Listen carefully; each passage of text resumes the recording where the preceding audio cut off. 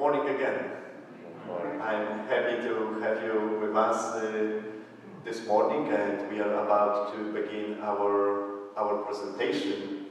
And I'm so thankful to Knights of Columbus, especially John, who is with us this morning. Thank you very much, John. John came to me with this idea a while ago, right? And I'm so happy that finally we were able to schedule a time and day for this presentation. And I'm so happy that we are doing this in the beginning of Advent, because Advent is a special time. Many of us are thinking about so many things, and God is calling each and every one of us to do something special.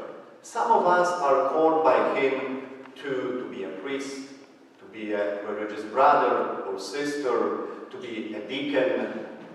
Many of you have been called to be either wife, husband, parents, have children, have family. So God is calling each and every one of us to do something special, and God always has the best plan for each and every one of us. So this morning, when we will be talking about the vocation, especially to the priesthood and the diaconate, we all can say thank you to God for our own vocation, for our own vocation. So once again, welcome. I'd like to welcome all those who are watching us through the live streaming this morning, and also this video will be available at our website, and also it will be available when you go to our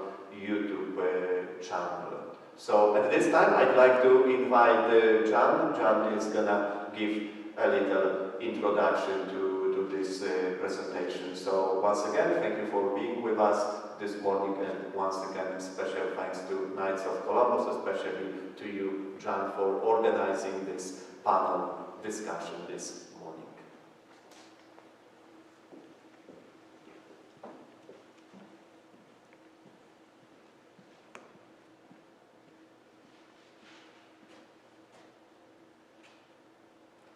Good morning, everybody. Good morning.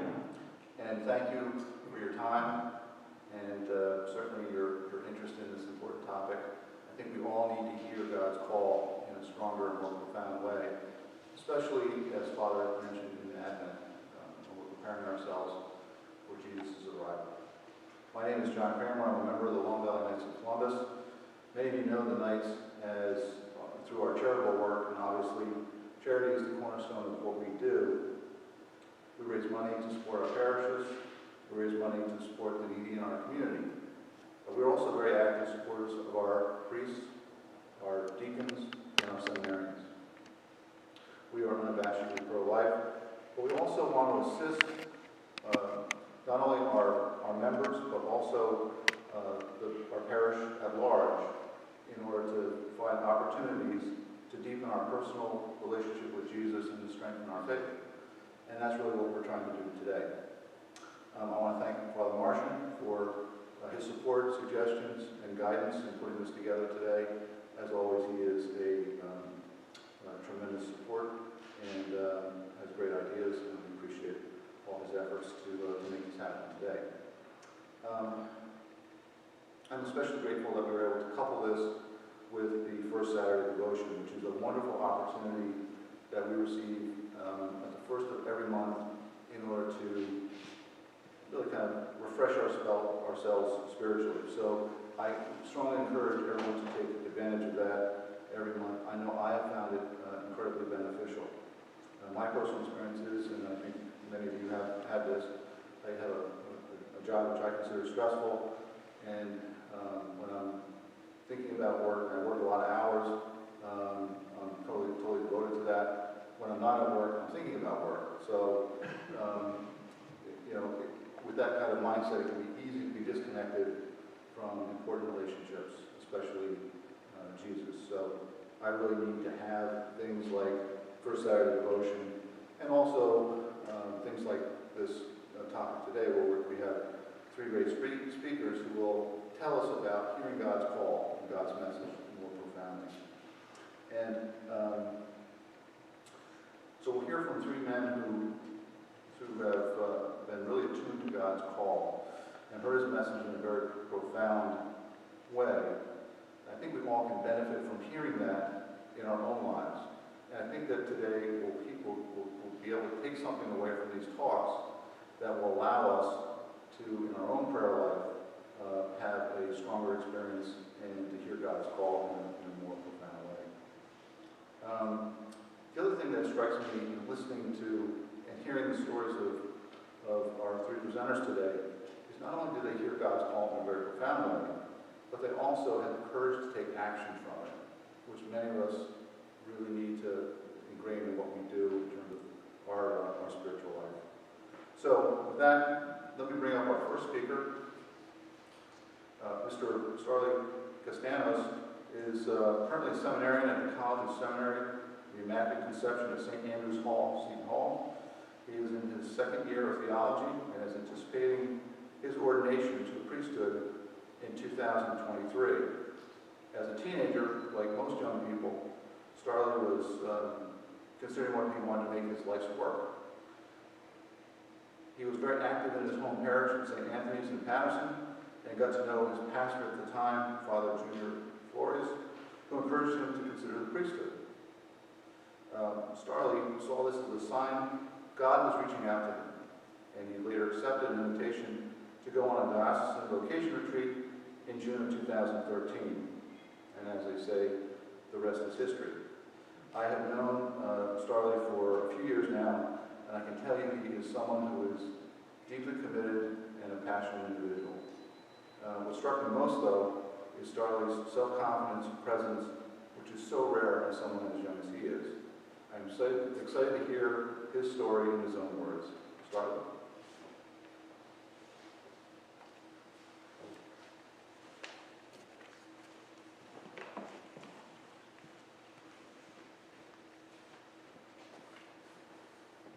Praise be Jesus Christ, now and forever.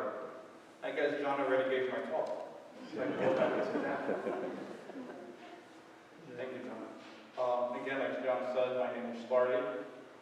I'm in my second year of formation, now at Immaculate Conception Seminary, School of Theology at Seton Hall University. My home parish, again, is St. Anthony's in Patterson, meaning I drove from Patterson here.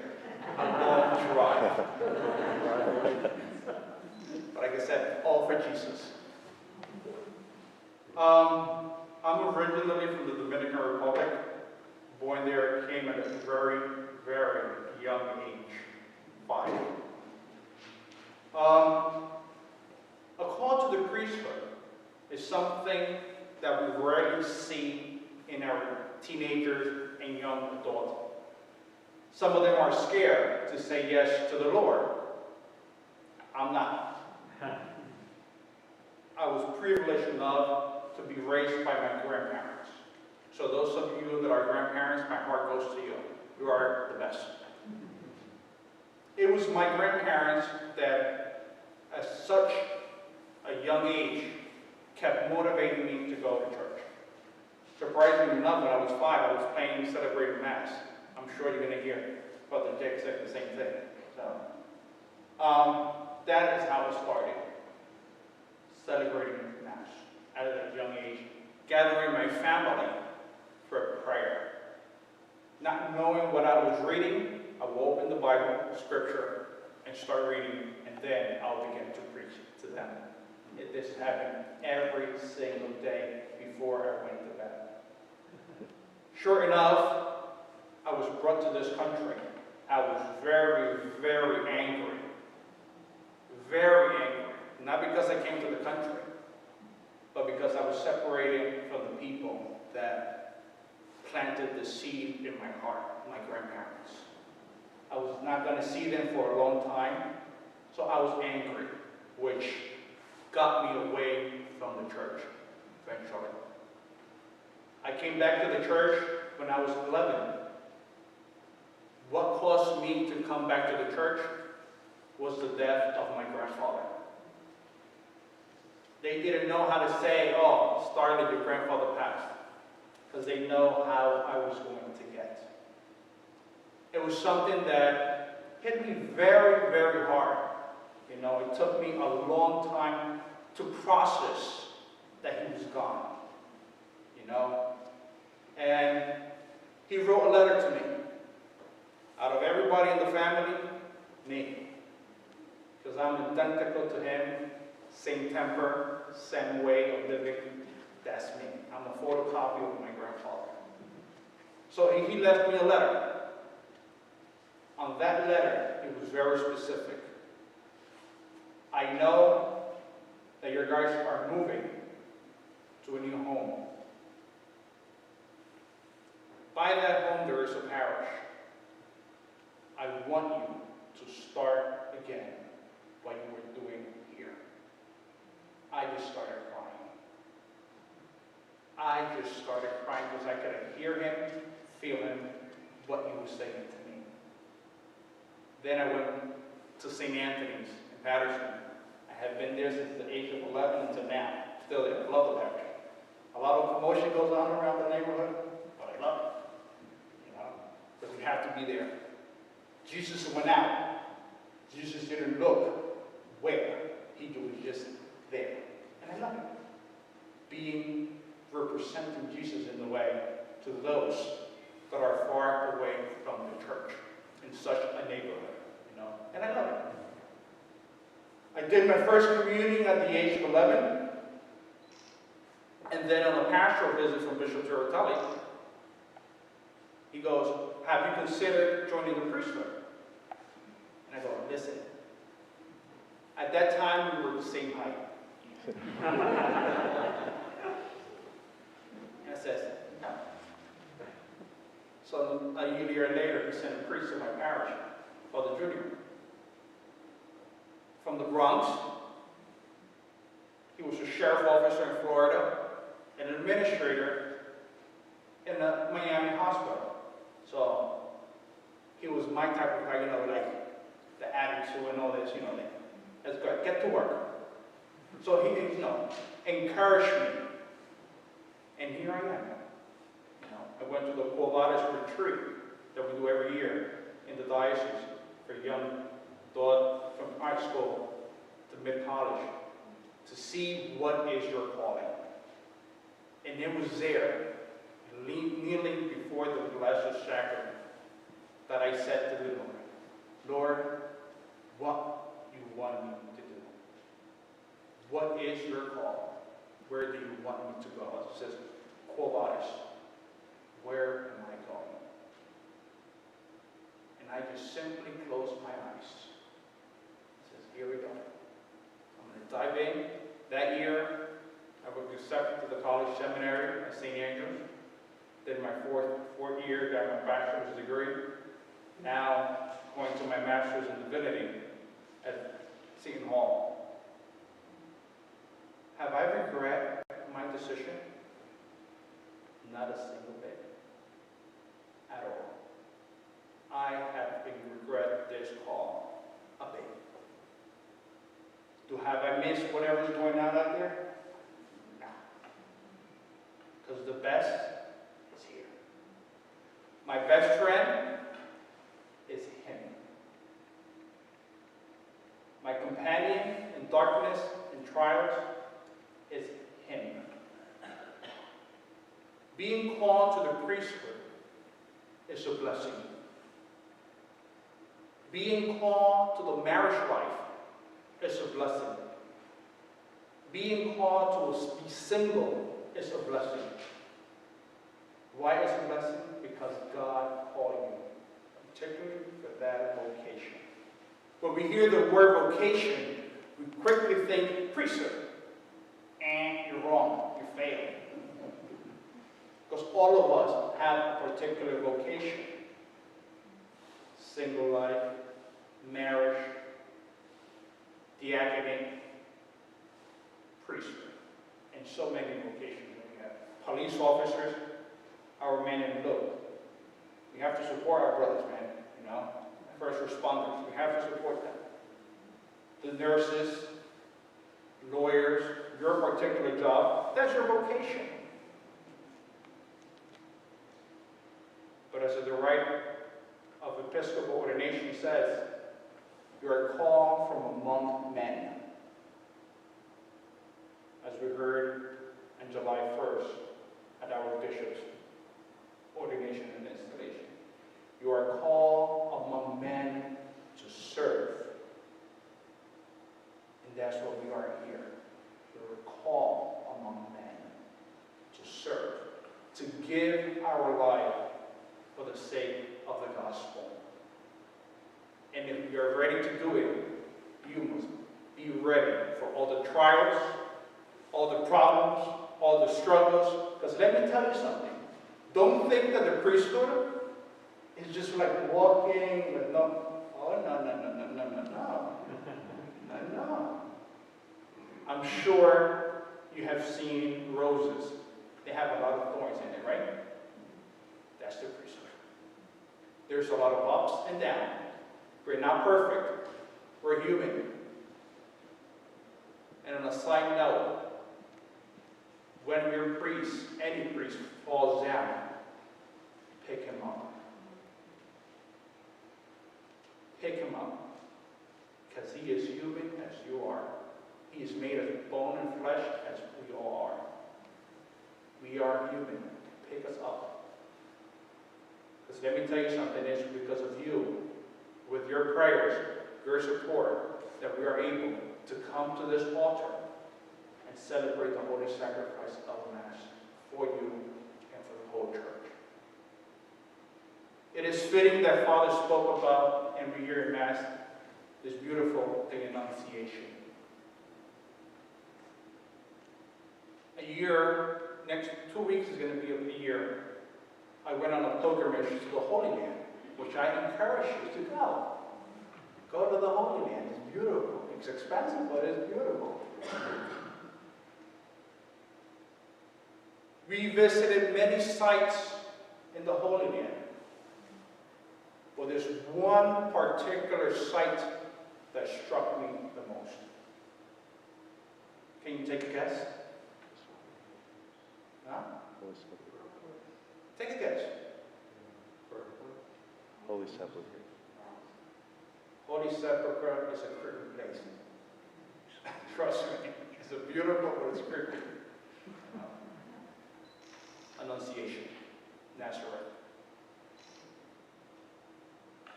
Walking in, there's a bunch of images of the Blessed Mother.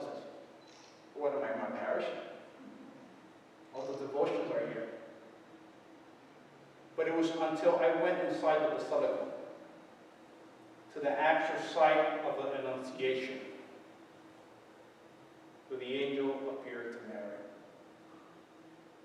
And the fiats, fiat voluntas tua. It struck me.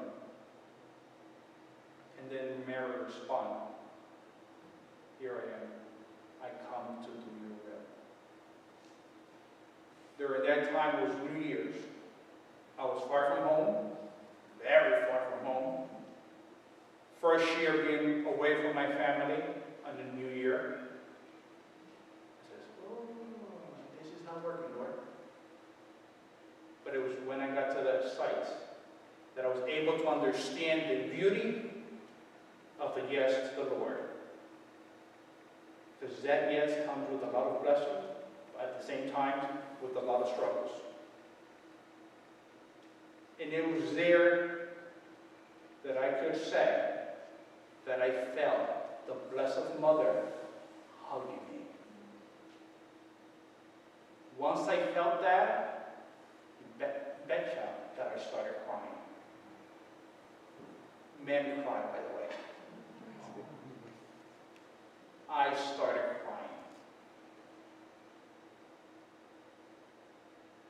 Have I regretted this vocation? Saying yes to the Lord? Not a minute.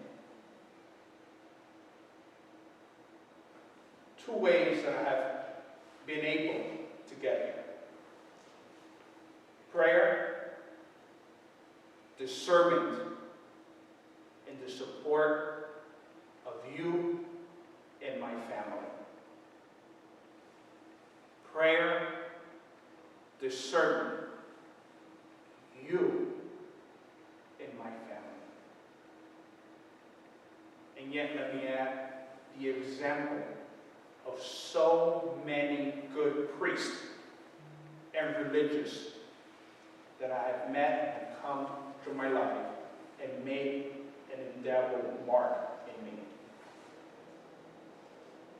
You, trust me, play a huge role in the vocation of a man to the priesthood. It is your prayers and support that motivate us to get here. It's not easy.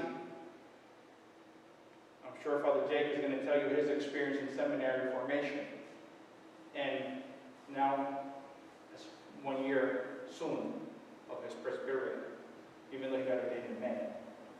1 year, it goes fast. I was studying deacon, they say, oh, you're going to get there. I don't like that word. It's a long time, but with God's grace, we're going to get there. And I thank all of you. I thank you for what you do. You rarely see seminarians, don't you? You're lucky. I'm just kidding. Well, what I mean, you rarely see them. You rarely do. Because we're so busy in the seminary, they keep us away. But I didn't mind the drive here. I like driving. I'm just kidding either for that. But thank you. Thank you for your yes to God. Thank you for being here. Thank you for what you do. It is because of people like you that I get motivated to keep fighting, to become a priest. Have I had my spiritual wars and my struggles? Without a doubt, we all do. And allow me to share, I had a recent one, can you believe it? And add COVID on top of it? Oh, it's crazy. I know some of you are just getting ready to take off your mask, trust me. Hang in there. It was at the beginning of the semester, August. I was dead. I'm leaving. I'm getting out of here. I'm done. Seeing so many people die, I can't do anything. It hurt me, seeing so many people die. I just remember going in front of the Blessed Sacrament. I was angry. I was ready to pack, ready to get out. I just simply say, Lord, don't allow me to make a decision or take a decision that I'm going to regret later on. And then you started crying. Then I called my spiritual director. I go, Monsignor, I'm at you. His words were, I dare you. I dare you. But here I am. I love what I do in the parish. I love what I do, period. I love the priesthood. I love Jesus. And it doesn't hurt me to give my life for the sake of the gospel, so that the next generation will receive the sacraments. And once again, thank you. And as bishops, Terratelli usually said, coraggio. If you're Italian, you know what that means. Coraggio. Take courage. Take courage. And with this I conclude. Jesus loved you. And as my rector said, previous rector, he's not the Vicar General of the Archdiocese of New York, keep the faith, and stay close to Jesus. And let him do the rest. But first, you have to do your part. It's not a miracle that things, oh, no. Have faith and stay close to Jesus. Do your part, and Jesus will do his. John, thank you for the invitation, for the marching, thank you. And take courage. Thank you. From the bottom of my heart, may the Lord continue to bless you all abundantly and give you health overall.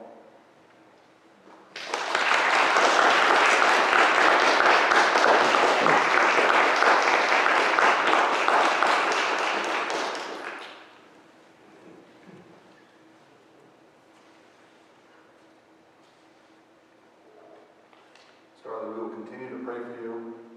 And I told you, I warned you up front, tremendous self-confidence and great presence. You're going to be a fantastic priest.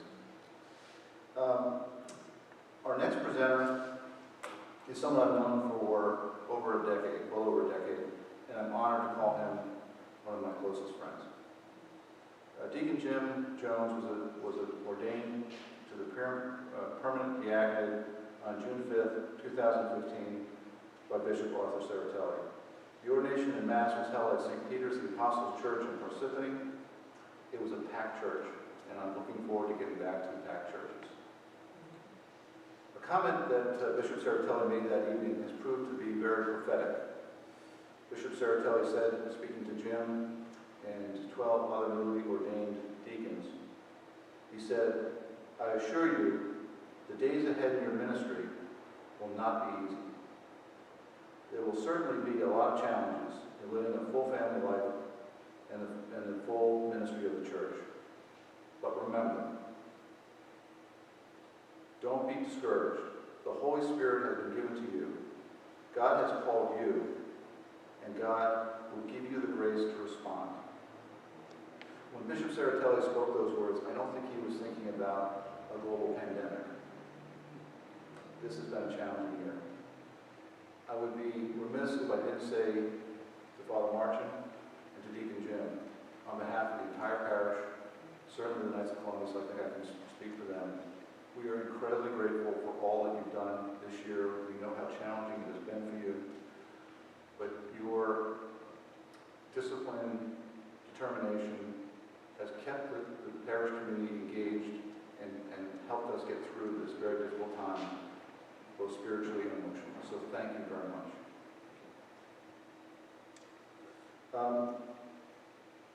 Deacon Jim is well known for his homilies, both in the St. Mark's and the OLM community.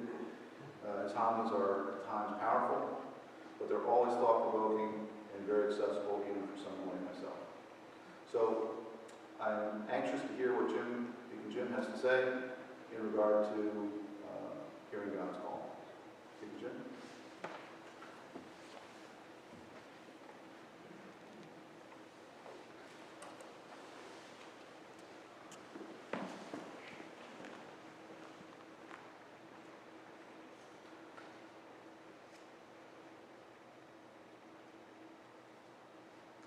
So I really wasn't nervous about coming up here until I heard Starla. I thought it would be okay. This will be fine. We'll get through this, but my goodness, what an inspiration. Thank you. Thank you so much for answering your call. I thank John for giving me the opportunity to do this because, as Father Marchin said in his homily today, it's good to reflect every once in a while. It's good to take some time and to look back where you've been and where you're going. And answering God's call for me, when I think back on it, I kept thinking of this song that I used to hear. It was the Animals covered the song. And it says, "I'm just a soul whose intentions are good." And then the second line goes, "Dear Lord, please don't let me be misunderstood." And that's what kept echoing in my mind when I would look back on my life. There were three things that came clear to me that helped me answer the call. The first was a desire. I had a desire in me from a very young age to help and to serve. There's a lot of times in my life that I didn't want the lead role. I didn't want to be out in front, which is, I guess you could say, very odd for somebody who's up here every week and who's taking part in the mass and everything. But I really didn't want. I always was somebody who kind of wanted to work in the background just to help out. Which, being a deacon, that comes in very handy. When I was young, I was involved in theater, and it wasn't on stage. I became a lighting designer. I became a stage manager. And I was always somebody who was behind the scenes, who was helping. Now, the funny thing in theater is there's not a lot of guys who want to do theater, community theater. So there were times that I was stressed out there because there wasn't anybody who could fulfill the role. So that kind of became part of what I was. I was somebody who would help and be there and, okay, you need me to do this. There was one show that we did at Somerset Valley Players, I remember, it was Annie. I had 5 roles. And I was the stage manager because they didn't have enough people to do this. So that's what you kind of do. That's the desire to jump in and help. I played guitar when I was younger. Good part of which leads to my loss of hearing today. So starting again, I apologize for it back because I probably didn't hear half of what you said, but the half that I heard was astounding, so thank you. But I had so many friends who were great guitarists, who were good guitarists back then. And we had nobody who played bass guitar. And I said to myself, well, okay, let them, go out and be the man in front and get all the attention together. And I will be the man next to him playing bass guitar. When the guitarist leans back and makes guitar faces, I call it. You need somebody to stand back there and lean on it. So that was me. The other thing is when Cindy and I met, she came over to my apartment and, had an eclectic collection of furniture. And she says to me, well, where did all this come from? And I said, well, among my friends, my group of friends, I was the guy with the pickup truck. So every time somebody had to move, I was the guy who went and helped. I was the guy who would go and help. And somebody, whenever you move, you always have that one piece of furniture that just won't fit somewhere. Well, it all fit in my apartment. And so that's how we ended up with that. So the first thing that you have to have, I think, in a foundation for hearing God's call is you have to have a desire. You have to want it. You have to put yourself in a disposition to want to be there and to hear that call, to want to help. The second thing that I think came down to was the people that you have around you. Okay? There's a saying, and it was Jim Rome who said this. He says, you are the average of the 5 people you spend the most time with. And you need to choose wisely, those people. And luckily for me, I chose wisely for the most part throughout my life.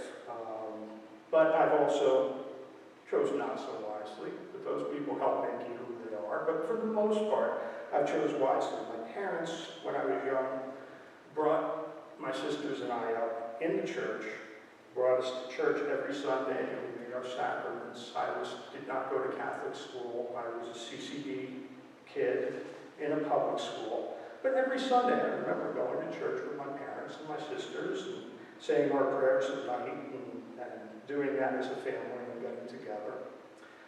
And then in my mid-teens, my father left the family, and I had a period of time where I fell away from the church, probably about a decade or so. But the thing that always I kept in the back of my mind was the comfort and the sense of home that going to church gave me, a sense of calm and centeredness. I went along for a while and had gotten through, a career, and people that you meet along your way when you look back at it, these are your angels in your life. And these people talk to you and they whisper in your ears and you don't even know. You don't have any idea what they're talking about at the time. But when you look back on it, these become the profound moments in your life. Something as simple as while I was reflecting on this, I remember the woman who I worked with who took me at 19 years of age and marched me over to the credit union at the company that I worked with and helped me set up an account at the credit union that I worked at and helped me set up my 401k. And that came from a quiet conversation in the break room. She says, Jim, why don't you have this all set up for yourself? You should, take care of your future. Something like that, okay? Somebody taking the time to do that. My sister was engaged, and unfortunately, the gentleman that she was engaged with passed away at 25. But he had a conversation with me. I'd been working for this company in the mailroom. It came a point where I had to change from the mailroom where I worked and find another job, or else I would lose my job. They didn't have any more room in the mailroom. They don't have any more room at the end. And he took me aside because I had an opportunity for a job that really didn't have any future. But it would have been $5,000 more than I was making a year. Or I had an opportunity for a job which turned out to be the career path that I'm on now, still 25, 26 years later. But it was only going to make $1,000 more than I was making now. So I said to him, Barry, why would I want to take that job instead of the job that's going to get me $5,000 more a year? He says, because you can't think short term. You have to think big picture. You have to think long term. So take the $1,000 more in your job. Are you kidding me? Really? Stop it. Take the career path, Jim. Take the path. Don't take the job. So he was one of the angels in my life. Obviously, the biggest angel in my life was I had been having trouble. Like I said, I was away from the church for a while. I had been having trouble figuring out where I was supposed to go. So one day I'm down at Forked River, and for any of you that have been down to Forked River, it's a different kind of shore community. They have lagoons and boats and everything like that. So I had friends that had some boats down there. And one day I was just all by myself, and I'm sitting on their dock, and I'm looking out at the water, and I had lost my job a year earlier because of outsourcing, and I decided to try something different, and it just wasn't working out. It wasn't what I thought it would be. So I sat down, and I didn't have a Charlton Heston moment. I really wish I did, because back in formation, Starland said, everybody had their Charlton Heston moments where God talked to them and said, this is what you're going to do. I didn't have that. What I did have, though, was a quiet conversation with God. And I said, what would you like me to do? Simple. Same as what you said. What would you like me to do? And he didn't answer me directly. The only thing that kept coming back in my mind was go home. Go home. That could mean a lot of things. So being pragmatic, I had to cover my bases. I said, let me do that. Let me go back to the data center where I was working, my career, what I was doing. Let me go back to what I had been doing. Maybe that's the answer. But, I'm going to hedge my bets. I'm going to go and talk to my mother. See how things are going there, strengthen my relationship again with my mother. And then I'm going to go back to church. So I did all three things. I wanted to cover all bases. And coming from that, I met my wife. I met Cindy, who, as I said, is the biggest of the five people. Well, second biggest. Jesus is the biggest. But Cindy's right up there. And she gave me somebody to share my faith, because when I went into the data center, that's where we met. I was working, she was working, opposite ends of the week, but we always worked overtime together. And it seemed that we just kept getting thrown together in different situations and everything. So we started to be friends. Eventually, we went out on our first date, which I did not know was our first date, but she knows that it was our first date. It reminds me that it was, because if I knew it was our first date, I would have messed it up. Went out on our first date, and then I fell in love, and I found somebody who wanted to walk the path with me.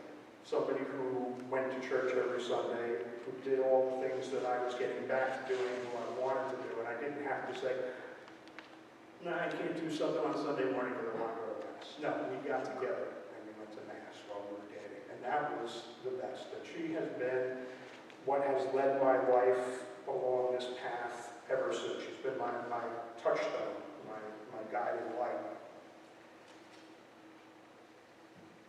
The third part of what I consider you need to discern is quiet, which is a good thing for me because I had a very, very noisy upbringing, a very, very noisy up to my mid-20s.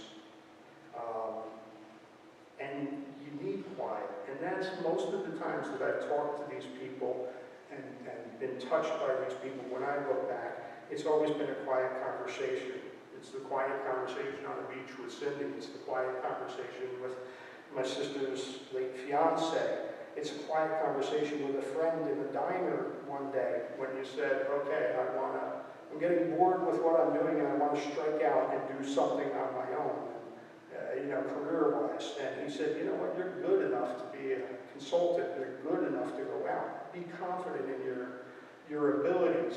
And it was a quiet conversation when he actually said the words, hang out your shingle. It's these quiet conversations that help you. Blaise Pascal once said, all of humanity's problems stem from man's inability to sit quietly in a room alone. And I found that to be a very profound statement because what do we have to do? Why are we embarrassed by silence? And what comfort do we find in all the noise? For me, sitting on that dock that day and asking God, what do you want from me? Sitting with people one-on-one and having these conversations. Those are the moments that I remember when John asked me to go through this and find out what was it that called me to God. It's the quiet moments. It's the times when we all calm down and just listen very carefully, which bodes well for me because I can only turn up my hearing aids so much. So God doesn't shout. I didn't have a Charlton Heston moment where it came down and the clouds parted and he said, this is what they're going to do. God gives us non-specifics, in my opinion. God doesn't give us specifics. He gives us non-specifics and he does it in the quiet. There's another song that I remember. It's called Our House. And Graham Nash wrote this with Judy Collins when they were together. And there's a line in it, and she's running around and she's doing all kinds of things and preparing for a party that they're going to have. And there's one line in that song, Our House, that says, come to me now and rest your head for just 5 minutes. Everything is good. And those are the moments when you do that you'll hear God. And you'll hear what you're supposed to be doing. So, in my conclusion, I just wanted to give a little prayer to anyone who is thinking about what they should do. Because as Starlin said, we all have vocations. We all have callings and things that we do, be it a single person, be it a married person, be it a priest. There are all kinds of vocations. So as I said, I don't think that God really gave me any specifics. It was just a path that I took. And one thing layered on another, layered on another, layered on another. So many people told me, you know what, you would make a good deacon, specifically Sin told me that I would make a good deacon. And I was like, you know what, yeah, I want to help. I want to be there. I want to, be able to stand next to Father March. And as John said, in the darkest times, when you're standing and looking at a camera and nobody in the church, And it's the loneliest feeling in the world. I want to be there. I want to do what Starlin said, I want to pick him up and say, come on, we can do this. We can do this. Let's get out there. We have to. We absolutely have to do this. So let me offer this prayer in conclusion.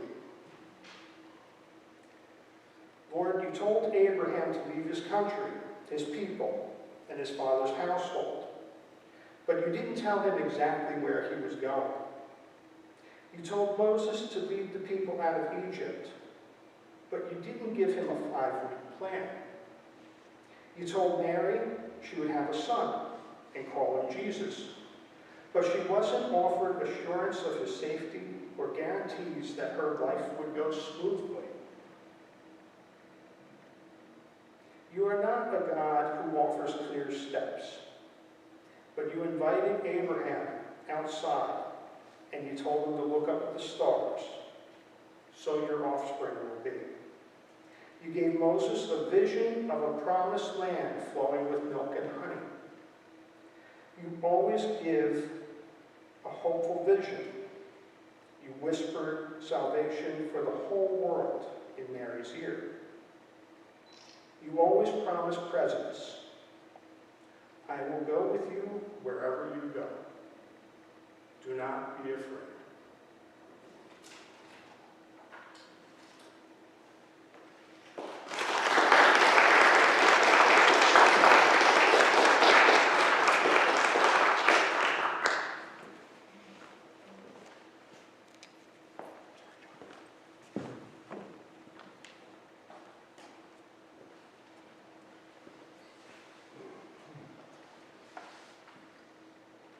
Thank you so much for, Deacon Jim, thank you so much for that very personal story and very impactful. Thank you.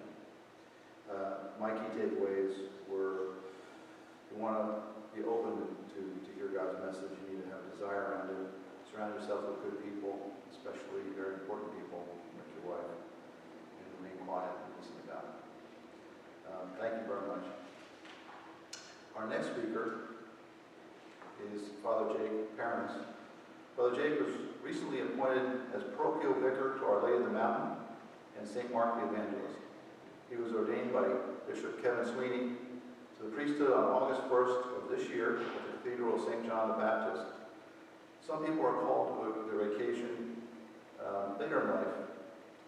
Others are, like Father Jake, hear God's call relatively early. As a young boy, Father Jake was heavily influenced by his parents, who were very active participants in his parish back in his home in his native Philippines, and also by his parish priest. Prior to his arrival in the United States in 2016, Father Jake graduated from St. Joseph's Minor Seminary in 2009, and he earned a bachelor's degree in philosophy and a minor in teaching from St. Pablo Seminary in 2013. He completed his studies with a Master of Divinity degree from Mount St. Mary's Seminary in Emmitsburg, Maryland. Earlier this year, I attended the first Mass that Father Jake celebrated at Our Lady of the Mountain, and I tell you, I was struck and surprised at how incredibly polished his homily was and how poised he is as a person. So I'm sure he's going to give us a lot of insights today. Father Jake?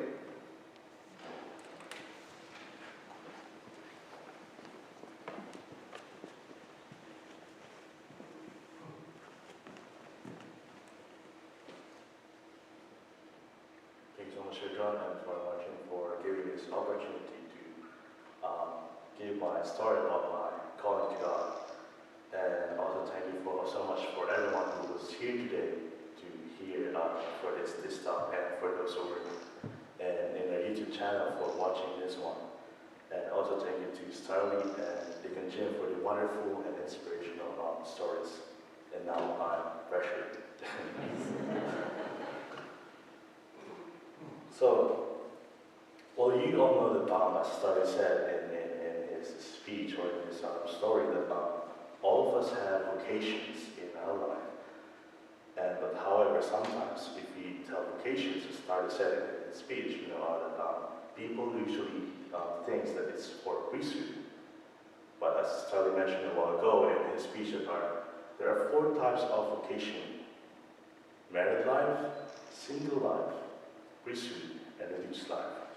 So before I go to my story, my vocation story, I want to first, please, for those who doesn't know about vocation, I want to explain first what each vocation corresponds.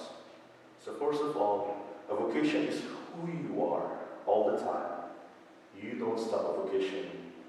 It is how you choose to serve God all the time, not just at work. It's who God is calling you to be, and not what God is calling you to do. So first I will go through the married life, and I'm sure most of you know this one because you've been married, and a married person leaves a vow of faithful love to spouse to the sacrament of marriage. That's why I always tell to people who are counseling sometimes, that as a married couple, you are no longer one, or you're not 2 persons, but you're already one, because you are bounded by the sacrament of marriage. So with this bond, husbands and wives share a self-giving, love-giving, and life-giving relationship with their spouse. And they are committed to helping their spouses, the spouse I should say, to grow to human and Christian maturity. They seek to form a family home and are together the first teachers of their children in Christian faith and values. And for single life or single blessedness, this is a person called single life comes to believe that remaining single is the true and right way to faithfully live his or her baptismal call. Single men or women embrace the gift of celibacy while living alone, with a family or with others who are single. They are able to devote themselves or their time and energy in serving others, and may serve in their parish community or in the church or in a number of different ways. So those are married and single life. And now we proceed to priesthood life. A Catholic priest is a male ordained minister of the church because they give their lives in total service to the church. Priests embrace the gift of celibacy and commit to a life of prayer. Also, priesthood is they proclaim the good news, as Charlie said a while ago, and they teach the Catholic faith, minister the sacraments, work to build up their local faith community, and lead their faith community in worship. And for religious life, these are the religious priests, brothers or sisters or nuns, that they commit their life to sharing in the life and mission of their religious community. Religious priests, brothers and sisters embrace the call to poverty, chastity, and obedience, and nurture their call through a life of celibacy, faith, prayer, and service. Religious priests, brothers and sisters serve in areas such as education, healthcare, parish, youth ministry, aged care, spirituality, pastoral ministry, social work, amongst the poor and as contemplative, and many will serve as missionaries in other cultures. Sometimes people are confused, because how come that there's this religious priest or diocesan priest? Well, in priesthood, there are 2 types of priesthood, religious one and diocesan priest. In our case, me and Father Marche, and for Starling, God willing in the future, we are bound for a diocesan priest. We are ordained to be a minister in the church, and we are not a member of a religious order, but is ordained to serve in a specific geographical area called an archdiocese or diocese. So in our case, we are ordained in the Diocese of Patterson. So we take a vow of celibacy, that is, we are not going to marry, and a vow and a promise of obedience to our bishop and the bishop's successor in the diocese or archdiocese. So we will generally minister in the parish, but some of us, were assigned in chaplaincy, like to our military services or to our hospitals as well. So how does a man become a diocesan priest? So first, a man who feels called to the vocation of a diocesan priest must be accepted by the bishop of a particular archdiocese or diocese. he will have to make a formal application, meet with the bishop, and participate in a vocational assessment process directed by the diocese or archdiocese. And I will further explain it later in my vocation story for this one. So for religious priests, there are the priests, as I mentioned, they belong to religious orders, religious orders, and they serve in the community. Unlike us, we serve in a certain geographical area. But for our religious priests, they can also be assigned in another country, as long as that place where they have a house or a congregation for a religious order, they can be assigned in that place. So now here's the exciting part about my vocation story. So my vocation story started when I was a kid, like Sir John told in his introduction. However, when I was a kid, it wasn't my first or number one dream to become a priest. Because as a kid, I'm fond of collecting animals. So I'm a pet lover in the Philippines, and I'm sure my parents and siblings are watching right now, my relatives, and they know it because when I was a kid, you name it, I have a lot of pets. So I have hamster, fish, cats, dogs, and all kinds of birds. Actually, before I got here, I was a breeder of parrots, right? I had 30 pairs of parrots before I got here. So as you can see, I'm an animal naturalist. So yeah, I grew up in a typical Filipino family. When you say typical Filipino family, they are very, very religious. And they have taught us as a kid, they taught us how to go to Mass and how to do your prayers. Actually, at 6 p.m. in the evening, we are always called to our house, to offer respect to our elders or to ask them blessing. Because in the Philippines, we have this saying that says, this way of respect to our elders to say, pag mamano or we ask for the hand of our elderly people to put it in our forehead to ask for a blessing and also a sign of respect to them. So every 6 p.m. When we hear the bell of the church, all of us kids, because since we were playing outside, outside, so all of us will run through our houses to go and pay respect to our elderly people, to ask for the blessing. And sometimes we pray the Angelus, and sometimes we also pray the Holy Rosary or other kinds of prayers and devotions. And after that, we go back to the streets and play with our friends. So yeah, those are the days. But now it's not happening anymore. So since I grew up in a typical Filipino family, so I was very active in the church. And when I was still a kid, because since my father, like I mentioned to our brother Knights, my father is a member of also the Knights of Columbus in my home parish. So every Sunday after the Mass, because every Sunday we go to Mass, so my father always bring me to their meetings. And during the time, my former pastor, his name is Father Renato Amasi, he has a lot of also pets at the church. So and at that time, instead of joining my father to go to the meeting, I go to the different pet. I go to the pets or to the rabbits and to the pigeons, to feed them. And that time was the moment where my former pastor, got the opportunity to evangelize me. So he told me a lot of stories, especially the story of Noah and the ark. And he really evangelized me, which did help me be able to understand our faith really at a young age at that time. So as I grew up, because in the seminary, high school seminaries are very popular. So you can enter the seminary when you were in high school. But during that time, the reason why I entered high school seminary is when I was in elementary, I was a hard-headed kid. I was a troublemaker.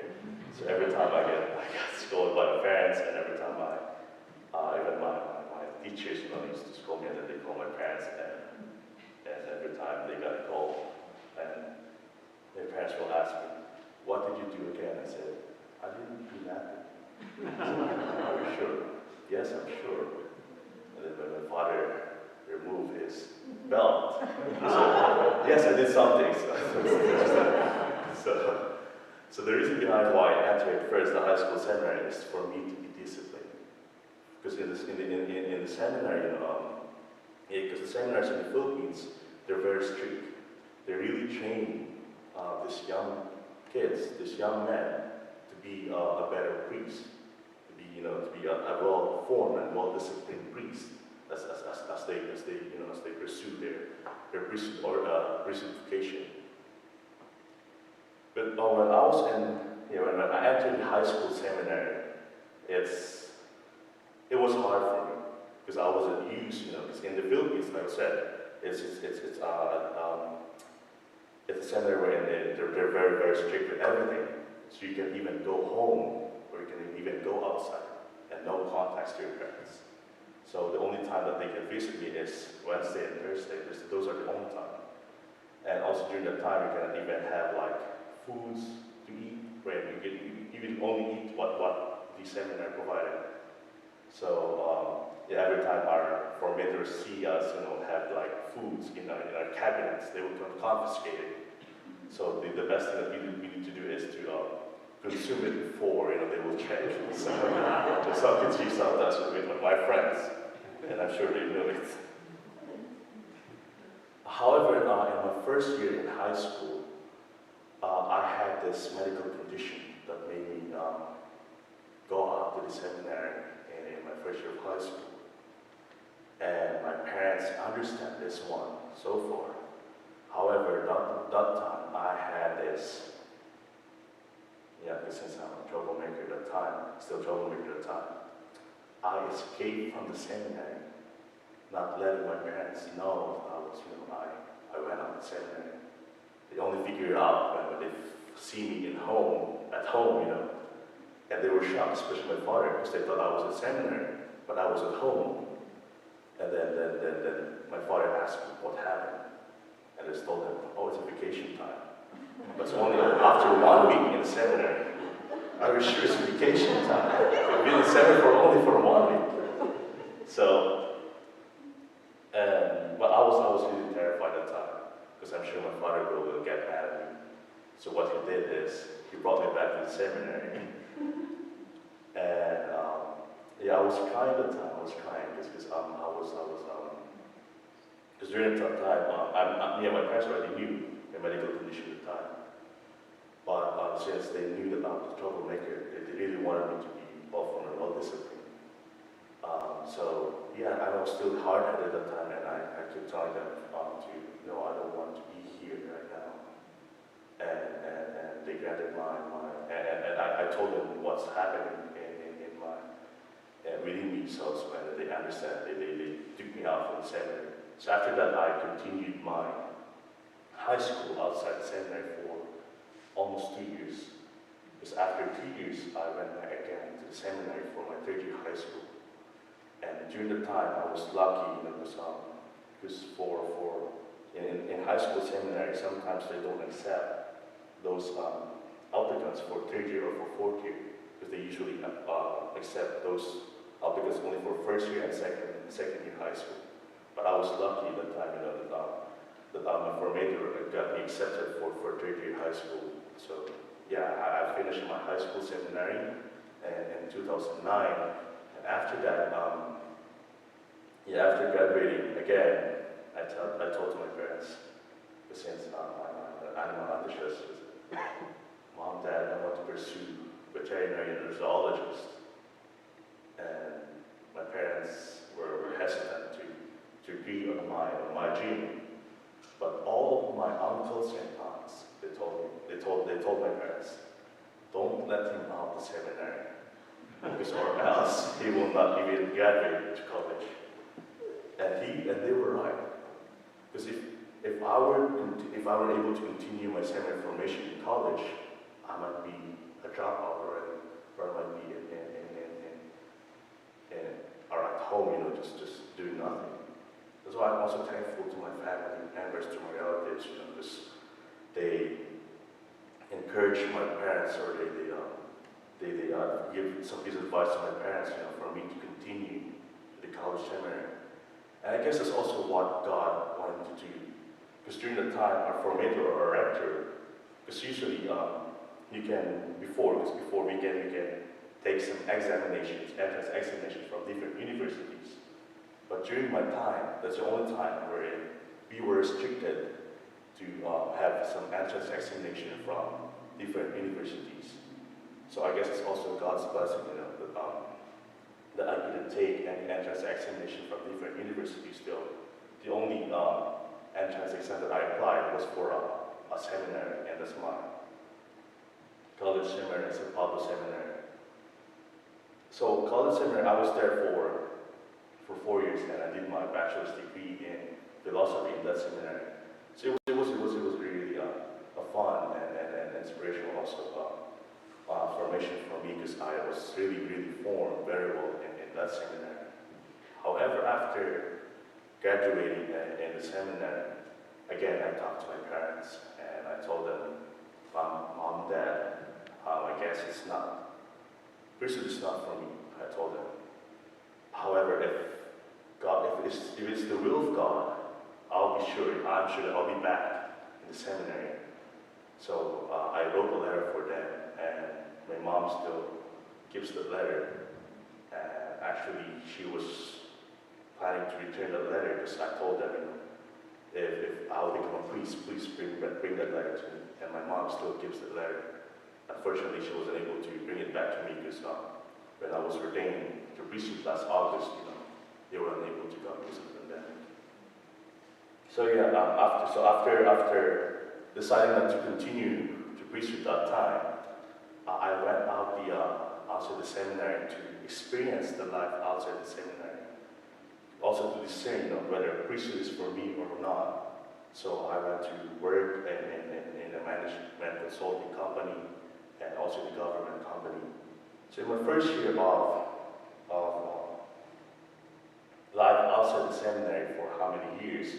For 6 years, I would say. I was assigned to be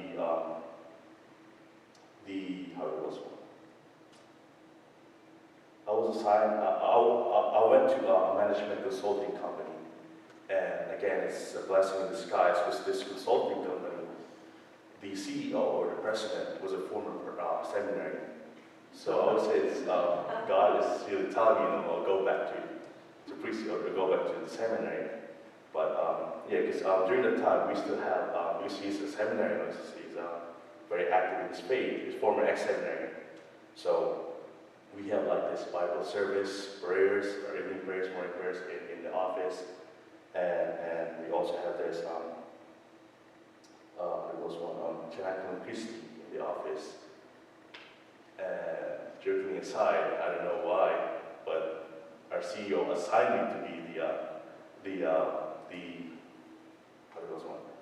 the person in charge with this activities or the services in our office. So I said to myself, is God really telling me to go back or not? So actually I did challenge God that time. And also that time I had a relationship with my ex-girlfriend. And we did very well. So I was like I said, I was out for 3 years. And during that time, I thought I'm going to continue marrying this woman that I love most and to build a family. But you know what? There's something missing. There's something missing in me that I couldn't find the answer. There's something missing that I could not even know. I know that I'm very happy with her, but there's this missing piece in my heart that that keeps telling me, oh, your heart is not yet fully, 100%. Because if you really want, I know this for you guys, for those who are married here, if you're going for a registered married life, you need to be 100%, devoted to this vocation. Just like Study and Deacon Jim said, married life is a different vocation. So I was planning to do that at that time, but there's something missing. So I had a hard time during that time, and I had a hard time. and even ask God or challenge Him, asking Him, God, if it's your will for me to have family and kids, please give me a sign. But if not, answer my prayers or answer my question. And that's why I keep praying for him. I keep praying for him. And during that time, a friend of mine from Dyson Trenton invited me to submit my application here in the United States. And during that time, because he invited me two times. The first one was after graduating in college, but I rejected his offer at the time because I was fully determined to go outside the seminary, so I rejected his first offer. And the second part was when I was already outside the seminary. And I thought to myself, maybe I'll try it. But I didn't open up to my ex-girlfriend at the time. At the time I submitted an application to the Diocese of Harrison. But you know what? But also, with that time, I wasn't also sure, if I also don't mind, if I'm going to apply to the Diocese of Harrison, I also don't care, because I know that I'll be accepted. Because during the time, our vocation director told us, for our country, because there are a lot of applicants for us, there are only 2 persons who will be accepted. So among 100 applicants, there will only be 2 seminaries will be accepted from the Philippines. And luckily, I was one of those seminarians who got accepted for Diocese of Harrison. But during the time I was in this situation, because I was really worried, how am I going to open up? But I was really praying to God that time. If I'm going to continue, please give me a sign. And at that time, I guess this is a sign. But it's also very hard for me that time, because knowing the fact that I'm an international student at the time, I cannot leave outside the country because I'm a family person, so I don't want to be away with my family. But you know what? God led me the way. I was planning to open this one to my ex-girlfriend, but you know what? She already knew that I wanted to go back to the seminary. And I was also grateful at the time, because I had this hard time of telling her, but she showed me, that it's okay for me to become a priest, and she understands that this is really my vocation to the priesthood. And now she's happily married and with his husband, with her husband. And they got a kid last May. And the first time that he asked me is for blessing. But jokingly aside, she told me, may I ask for your blessing and not a curse? Because so she told me. So, and of course, as I told her, of course, So yeah, after accepting the application from the diocese, I prepared myself, to prepare myself for everything, just leaving country, leaving my parents, my family. So with that thing, my parents also helped me with the transition, because it was really hard for me to do the transition. However, when I first come here, when we first came here, I thought my English was already good at the time, because in the Philippines, we speak also English. But when my vocation director was talking to me in English, it seems that I was in a different place. I said, "Oh my goodness, what is this talking about?" And we were in the airport, and also that time, I don't know what happened, but my luggage, they left it in the Philippines. So I was here ready, but my luggage are still in the Philippines, and I didn't get it. So I was trying to explain it to him, and he was talking to me, but I couldn't understand what he's saying. So I asked my friend, the other seminary who got accepted in the diocese, to talk to him, to tell him that my luggage were left in the country. And at that moment, I was able to adjust, the English here, because it was, during that time I thought I could already speak in English very well, but during that time I had a hard time. So when I was accepted in the seminary, in the diocese, they sent me to Monsignor Seminary, and I was there for 4 years. And my formation in the seminary really helped me for who I am today. Like Charlie said, in the seminar, because I was also a former seminar father, I don't know if you know that one. It's really also hard for us to for the studies, because it's theology. We know that very well. That theology is really hard. So may I ask for you to continue praying for our seminarians, also for our priests, because they really need your prayers. And also, I can guarantee you, in return, and that's also what I started. I'm also thanking every one of you, for helping us, because without your help, without your support, we wouldn't be able to finish our formation here in the United States. So I'm very grateful for you guys. So as a seminarian for 10 years, and now as a priest, I can say that I'm still in the process of my formation to priesthood. Like I said, my seminary formation started at a young age during my high school studies, and my life in the seminary has been a roller coaster ride. I have learned a lot of things and gained experiences as I continue my seminary formation. The formation that I received from the seminary helped me a lot. It cultivates me to become the person I am today. However, despite everything, I still ask myself the question, where am I going? In Latin, as Starley said in his speech, means go vallis. The Latin phrase can be referred to a story about St. Peter that occurred a few days before his crucifixion. Legend tells us that as Peter was walking away from Rome, he encountered our Lord Jesus Christ carrying his cross on the Appian Way.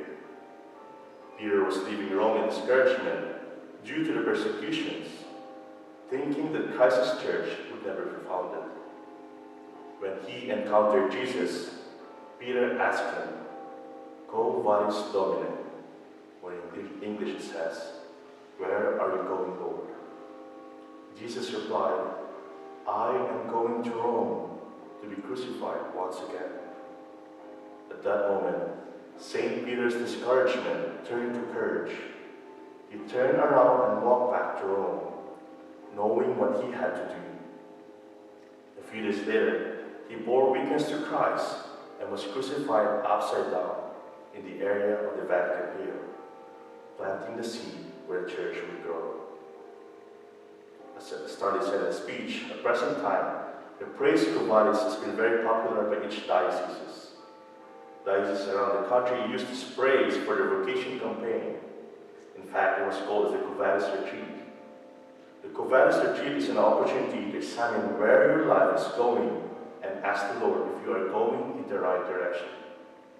It is a 3-day retreat where it is designed for young men to discern a vocation to the priesthood, to their religious life, or to marriage. On this retreat, you will take time to ask the Lord where He desires to lead you. As of now, this Latin praise has been very important to my life, most especially to my formation to priesthood. Actually, every year I have been asking myself this question. And before I was ordained to priesthood, I again asked this question to myself. And it usually leads me to questions such as, what does it really mean to become a priest of Jesus Christ? Am I worthy to become His priest or disciple? For me, my dear brothers and sisters, being a priest of Jesus Christ is not an easy task. And we need to sacrifice a lot of things, especially in the matters that are very important in our life. As an international or coming from a different country, I think one of the biggest sacrifices I've made so far was leaving my family back in the Philippines. To become a priest of Jesus Christ, one must need to sacrifice all for his future ministry. He must learn the proper way and life of Jesus Christ by following his footsteps. Also, he must be well formed, wherein the dimensions, like the 4 dimensions. In the seminary, we have these 4 dimensions or 4 pillars of formation, where we call it sheep. S for spiritual, H for human, I for intellectual, and P for pastoral. So those are the 4 pillars or 4 dimensions of formation in the seminary. So these dimensions will help our seminarians or for us priests, for a future ministry. And as Pope Francis mentioned in his speech to some seminarians and priests, the formation that we are receiving is not a reward for us, but a treasure for the faithful who await us in our future ministries as priests of Jesus Christ. Also, he says that priesthood is not an assignment, but it's a mission to live. Therefore, my dear brothers and sisters, our lives can sometimes feel like constant noise. Voices from everywhere, from every side, influencing the way we think and feel. But in the midst of it all, there is only one voice we need to hear, and that is the voice of God. May God bless you.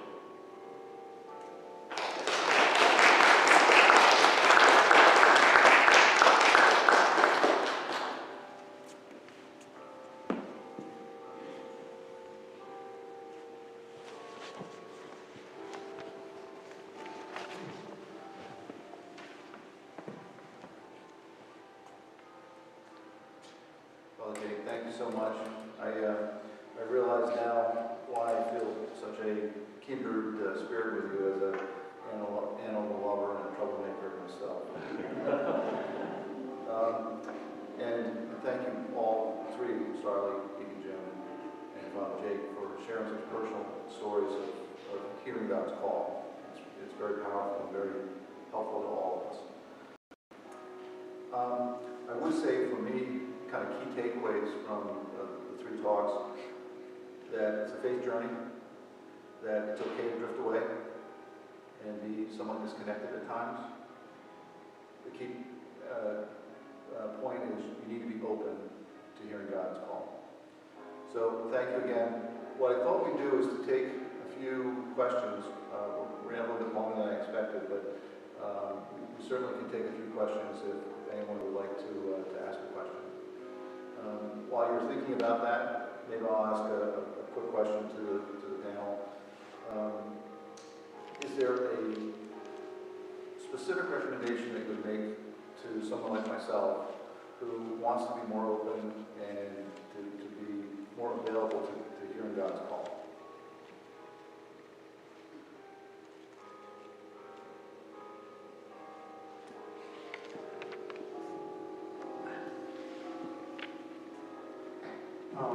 Well, the first thing that I would say is you need to create space. You need to create that space so that you can hear God, you can talk to God and everything. One of the biggest things that I find, put your phone down. Like you said, when you walk away from work and you've had a long work week and you're away from work, you're thinking about work. Our world is so connected now. Don't look at the email. Don't look at the news. Don't look at the market. Put your phone down and just take that time to sit and be quiet and talk to God.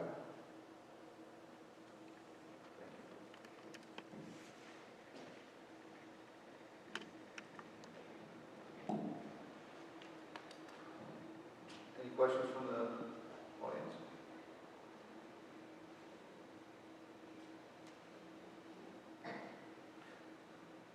I have another one that I'll ask as well. You know, it was clear to me as I was listening to all 3 of you talk that clearly it's a faith formation journey, and there's kind of a roller coaster, as Father Jake mentioned, in terms of the whole process. Was there a specific aha moment, and what did that feel like?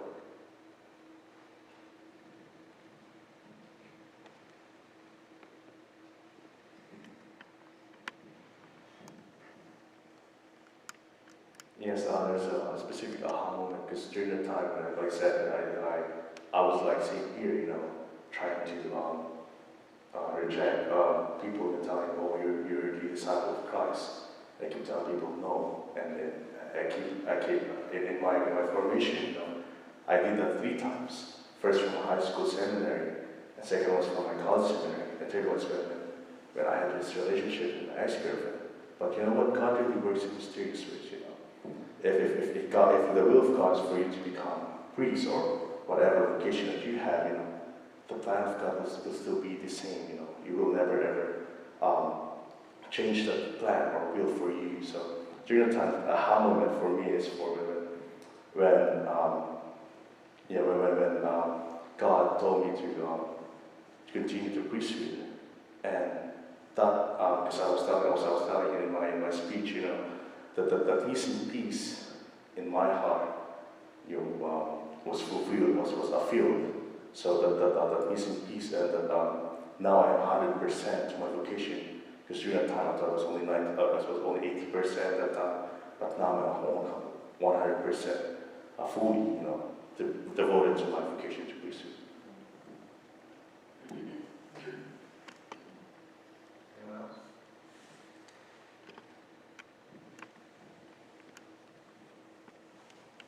I would say for me it was when I shared the spiritual war that I had towards the beginning of the semester on his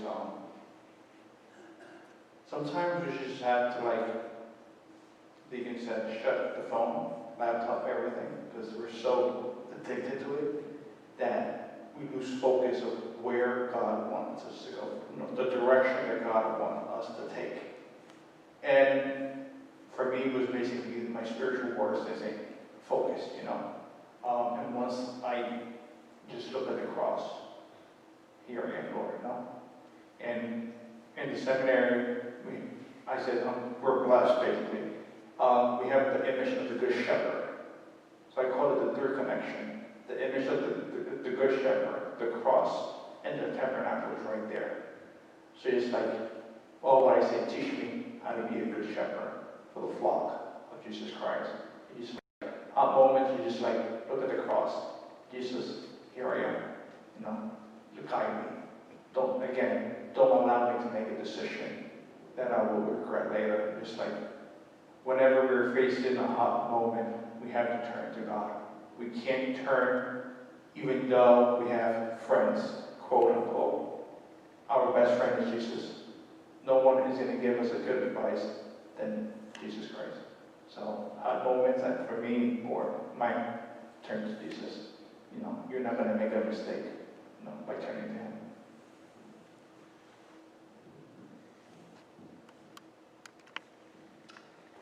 Any other questions? Well, with that, I think we'll wrap it up. I want to thank our 3 speakers. Incredibly powerful presentations and very personal.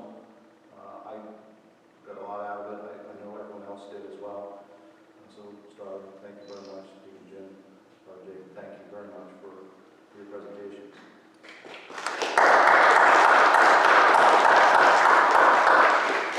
I also want to thank you, both listening live stream and in church today. Thank you for coming out. Thank you for your time and your interest and your attention. Hope to see you next month at the first Saturday devotion. Thank you very much. Father Martin, thank you very much for allowing us to do this today. Appreciate that. Thank you, everybody.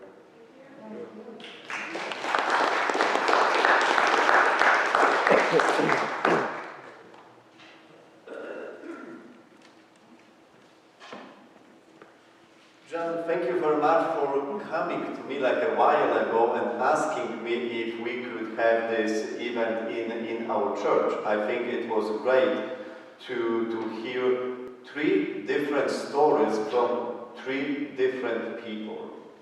3 different people, seminarian, deacon, priest, 3 different stories, but all these stories were going to the one point, to Jesus Christ and hear His voice.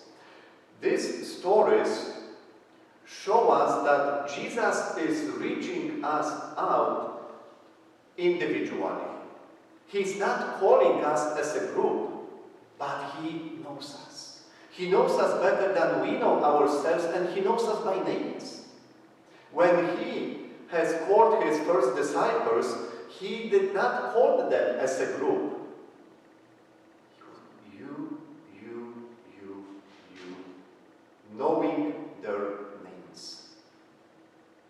Something similar still is going on with all of us, with each and every one of us. God is calling us to do good work, to do His work in the individual way. And actually, today, after hearing these three beautiful stories, I think we can understand more and more that God is coming to us individually, in the very unique way. So once again, thank you very much. Thank you for being with us this morning. I'd like to say thank you to all those who are watching us to the live streaming. And this video will be available on our website and also on our YouTube channel. So we can share with others and we can encourage others to watch this beautiful presentation. So starting, all the best to you. May God bless you and protect you. You are a good candidate to be a good priest. So keep up doing good work. Keep up doing good work. Deacon Jim, thank you, and Father Jake, thank you very much for sharing with us your personal story, your personal way, how God came to you, and how you responded to His call. Keep up doing good work. May God bless you and protect you always. Thank you. Now go home and have something to eat. Especially if somebody is with us since early morning. It is already after 12, but I think it was a good time. I think it was a very good time, but now there is a time to get something to eat. Have a good lunch. Have a good weekend, and hopefully see you later tonight or tomorrow. God bless you.